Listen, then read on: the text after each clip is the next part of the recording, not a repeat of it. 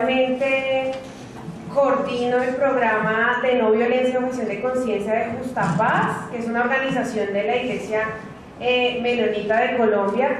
De hecho, mirábamos ahorita en la intervención que en la constituyente se introdujo este tema de la objeción de conciencia, pues la Iglesia Menonita precisamente fue quien estuvo ahí empujando y jalonando y posicionando este tema en la constituyente para que se viabilizara. Yo soy politóloga de la Universidad Javeriana y bueno, acabo de terminar una especialización también en gestión de proyectos.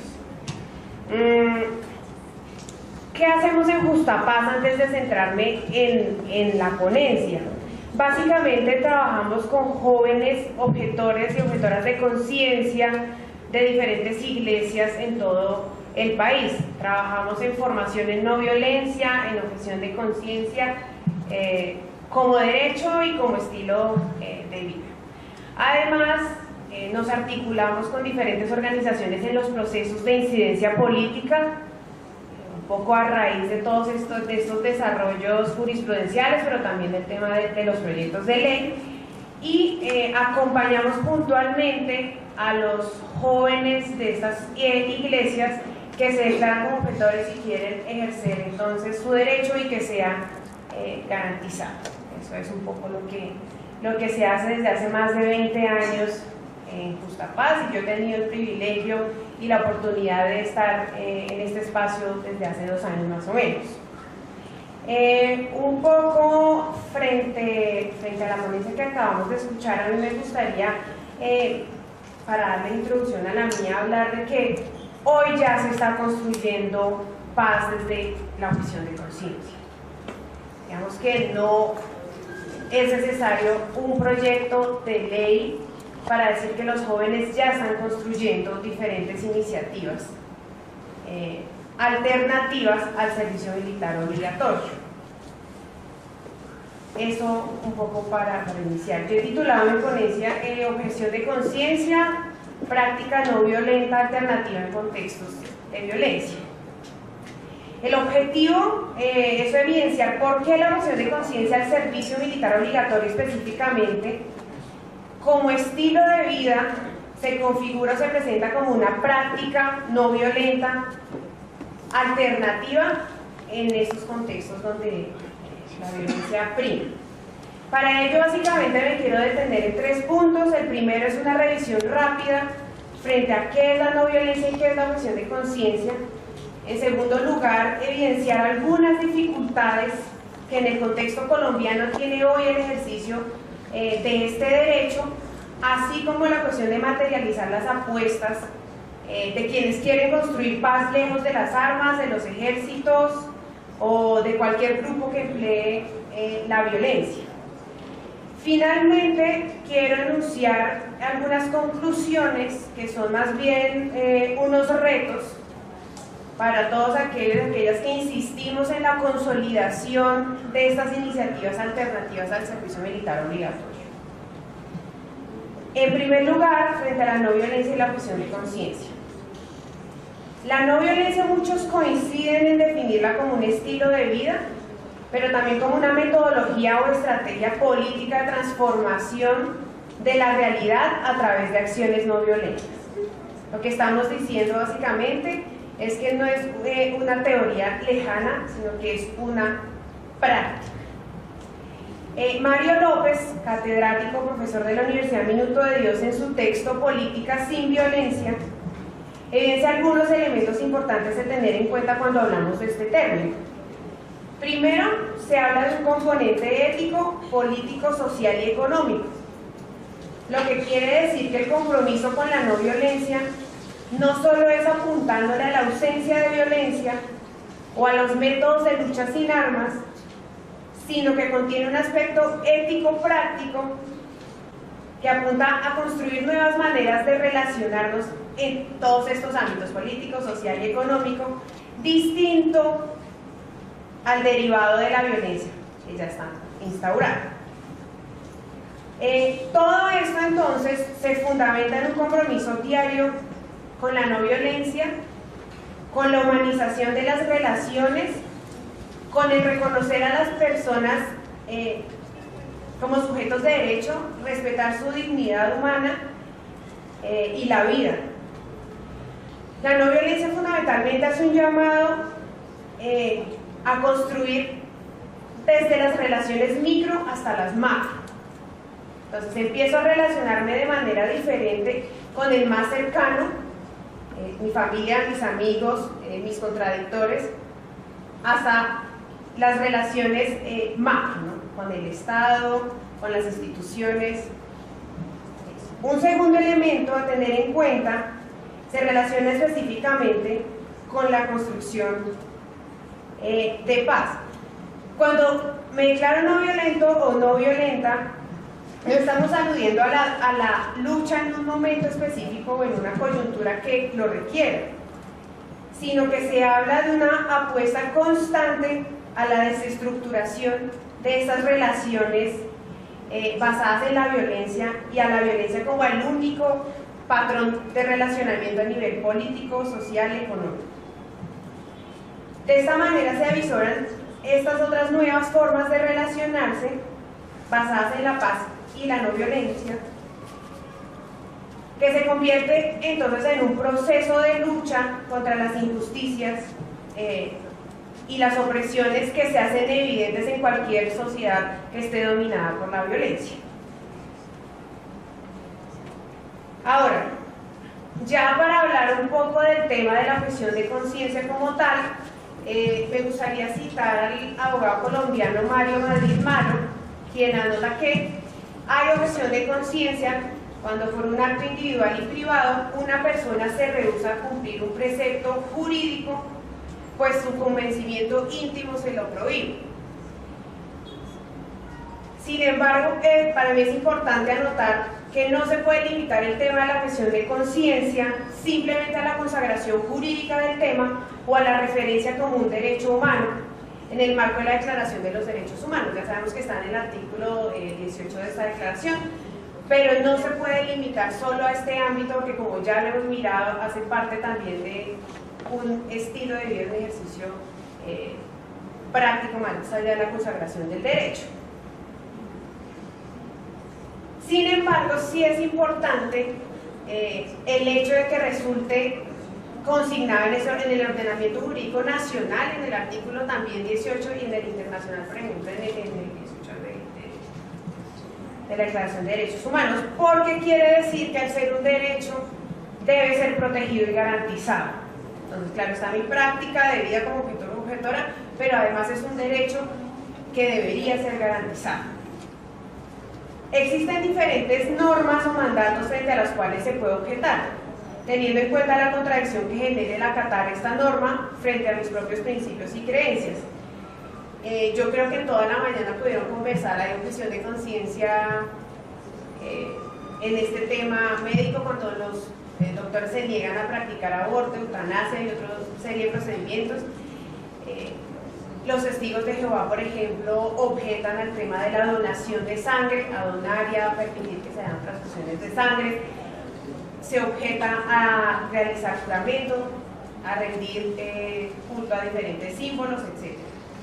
Pero no hace entrar específicamente en la objeción de conciencia al servicio militar obligatorio, que podemos un poco vagamente definirlo. Digo vagamente porque creo que la objeción de conciencia al servicio militar obligatorio, cada uno puede ir construyendo su concepto de lo que esto significa, pero digamos que hay cierto acuerdo en que es rehusarse al cumplir el servicio que se presta siendo militar o soldado, participar en cualquier guerra o emplear ciertas armas.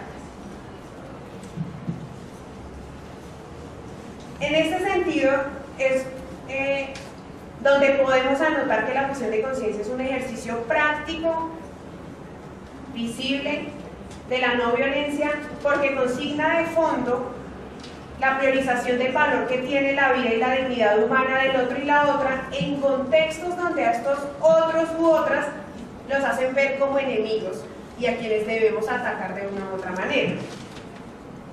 A la par se configura entonces como una apuesta de construcción de paz, dejando a la guerra un poco sin hombres que se maten entre ellos. Quien objeta movido por sus convicciones en contra del uso y el porte de armas en el ejército, seguramente guardará coherencia interna y en sus actos y no participará en ningún grupo armado. Si estamos hablando de que la objeción de conciencia debe estar coherente, se da porque me genera profunda contradicción el uso de la violencia, el portar armas. No podemos, digamos, técnicamente no podríamos decir que objetamos al servicio militar obligatorio, pero sí nos armamos con el combo del barrio o nos vamos con tal o cual grupo que sigue empleando armas y sigue empleando esta lógica de la violencia. En este punto es importante resaltar, como lo decía al inicio, que muchos de estos jóvenes que objetan al servicio militar han visibilizado su compromiso con la construcción de la paz mediante el desarrollo de iniciativas en pro de la comunidad que les rodea.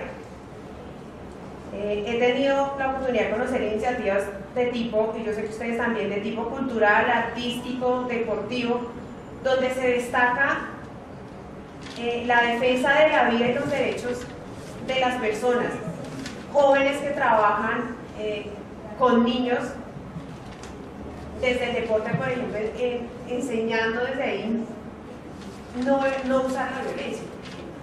Y bueno, otras tantas muestras artísticas también que revelan por qué la violencia en cualquier plano nos ha hecho como tanto daño. Para ir cerrando un poco este primer punto, quiero poner de plano una tensión que existe en esta forma de objeción de conciencia. Y es que muchos jóvenes son objetores, vivencian la objeción de conciencia en la cotidianidad en sus vidas, pero no conocen o no saben que es un derecho consagrado en la Constitución y en la normatividad. Eso impide un poco a veces buscar los mecanismos para que bajo cualquier forma sea garantizado. Pero por el otro lado hay jóvenes que conocen el derecho y pueden verlo como una excusa para no prestar el servicio militar, más que como una práctica de vida que trasciende y que va más allá de los diferentes aspectos de la vida. ¿Cómo se resuelve un poco esta tensión? Yo siento que es uno de los retos más como grandes de quienes trabajamos con los jóvenes en este tema. Se debe trabajar un poco en dos vías. Primero, en el despertar conciencia en los jóvenes y en general en la sociedad frente a las consecuencias que históricamente ha acarreado el uso de la violencia y cómo desde el ejercicio de su ciudadanía puede existir transformación social, económica, política y demás desde la no violencia. Y segundo, para todos aquellos jóvenes que son objetores pero desconocen el derecho, es necesario insistir en la visibilización de este, no olvidar que cualquier joven puede ejercerlo si así lo considera. Ahora, bueno, para abordar el segundo punto me gustaría responder a una pregunta de ustedes ahí también van como pensando cómo se estará dando esto, y es ¿cuál es el panorama actual en Colombia para el ejercicio de este derecho? Lo primero que habría que decir es que las fuerzas militares se niegan a reconocer este derecho cuando un joven se presenta como objetor de conciencia, a pesar de lo consignado en el artículo 18 que garantiza la libertad de conciencia, lo consignado en el artículo 19 de la Constitución de libertad de cultos y libertad religiosa cuando se habla de objeción de conciencia desde este razonamiento. Pero además, frente a lo que creo que ya han conversado bastante, y es el tema de la sentencia C728, donde queda consignado que la objeción de conciencia específicamente del servicio militar obligatorio es un derecho fundamental. Pero además está la sentencia T018 de 2011, donde la Corte donde la Corte también reconoce un caso específico de un objetor y además le indica al Ministerio de Defensa que debe capacitar a las direcciones de reclutamiento de todo el personal que realiza reclutamiento en este tema, un poco intentando que se garantice. Ahí ya se van visibilizando hasta retos de control social frente a estas orden escrita dado a la Corte. Ninguno de estos parámetros legales entonces está siendo atendido por las fuerzas militares. Yo no sé si conversaron ustedes esta mañana de eso, pero se avisoran siempre respuestas como no hay una ley de objeción de conciencia, cuando haya una ley puede presentar su objeción, no tenemos elementos para resolver su solicitud, etc., etc., pero no tenemos como casos donde hay un reconocimiento explícito por parte de las fuerzas militares. Sumado a lo anterior, luego de que se da una vulneración del derecho por parte de los militares, se han dado pasos a instaurar acciones de tutela para velar que se respete y se garantice. Pero el panorama termina siendo un poco igual de desalentador el día de hoy, pues muchos jueces desconocen cómo proceder en este tema y en la mayoría de las ocasiones no se pronuncian de fondo y niegan las tutelas. Si bien esta sentencia C-728 es un avance jurisprudencial en el tema, no se estipuló de manera clara las directrices para los jueces sobre cómo abordar las tutelas. En parte ello ha generado entonces la negación de las mismas y que se siga vulnerando el derecho, cuando digamos su deber o su tarea básicamente es la protección del mismo ante ya una primera vulneración. De otra parte, entidades como la Defensoría del Pueblo y la Personería, especialmente en los niveles regional local, tampoco saben cómo emprender acciones a favor de los jóvenes que están exigiendo la protección de este derecho. Incluso hay casos en municipios del país donde hay historias hasta chistosas, donde van a la Defensoría y dicen, bueno, ya colabórenme con la redacción de una tutela en objeción de conciencia. ¿Qué es eso? Hay un desconocimiento de que es un ejercicio práctico de la libertad de conciencia. Entonces, bueno, eso sigue siendo problemático.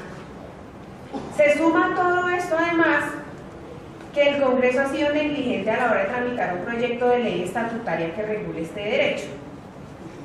¿Cuál es un poco la historia del tema de la ley estatutaria? En el resuelve de la sentencia C-728 dice la Corte, no está por ser una omisión absoluta, no está dentro de mi tarea legislar. Si se omitió por completo a los objetores de conciencia, yo no puedo hacer una ley, sino el legislativo es el que tiene que hacer una ley. Dice la Corte Constitucional, yo solo puedo decir que es un derecho fundamental y hace un exhorto para que el Congreso regule este derecho. ¿Cuál es el primer fallo o embarrada ahí? Que la Corte no le puso un tiempo al Congreso para legislar, sino lo dejó como una mera invitación amable, sin ponerle como tiempo. Igual, como veíamos en la presentación anterior, se han presentado varios proyectos de ley por parte de algunos congresistas favorables al tema, pero desafortunadamente los demás senadores y representantes no han tenido voluntad política para viabilizarlo. Entonces hay casos donde sencillamente nunca se agenda, hay casos donde se agenda y tiene un debate, hay casos donde el más optimista escenario surte los debates y siempre es necesario retirarlo, termina siendo archivado porque no se ha posicionado el tema, no se ha logrado considerar importante. Y pues no nos digamos mentiras, en un organismo como este todavía se sigue pensando que la única forma de construir paz es a través de las armas y de los ejércitos. Finalmente, pero no menos importante, en este punto del panorama, desafortunadamente la mente de muchos ciudadanos y ciudadanas en el país se encuentran militarizadas, lo cual no favorece en lo cotidiano el ejercicio del derecho. En una sociedad donde el imaginario de héroe se le ha asignado a quien tiene la fuerza, las armas, el uniforme, los objetores y objetoras tienen más difícil situar su apuesta de construcción de paz. De hecho, todas estas dificultades que hemos repasado para el ejercicio del derecho tienen su raíz y sustento en el grado de militarización tan alto que tiene nuestra sociedad.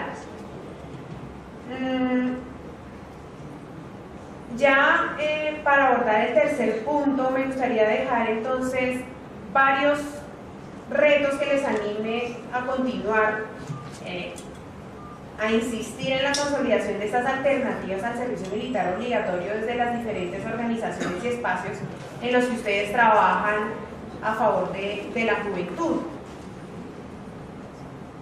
El primer reto tiene que ver con lo micro, y es el promover el acercamiento y el conocimiento de este derecho en diferentes niveles e instancias, no solo con jóvenes, sino además es necesario empezar a contarle a nuestros padres, a nuestras madres, a nuestros tíos, abuelos, educadores, ¿qué es este tema de la objeción de conciencia? ¿Qué es este tema de la objeción de conciencia del servicio militar obligatorio? Siento que para ir propiciando escenarios favorables a cuando el tema realmente esté posicionado. Si ustedes bien saben, ahorita hay un proceso distrital en objeción de conciencia. ¿Cómo vamos generando desde nuestras casas un apoyo a este tipo de procesos e iniciativas? El segundo reto consiste en visibilizar cómo los jóvenes ya están construyendo y apostando a otras formas de construir paz diferentes al uso de la violencia, sin importar si la objeción es a un grupo legal o ilegal. Es necesario enfatizar en el compromiso que tiene y demuestra la juventud con la construcción de realidades más amables en el país, solo que desde alternativas diferentes al servicio militar.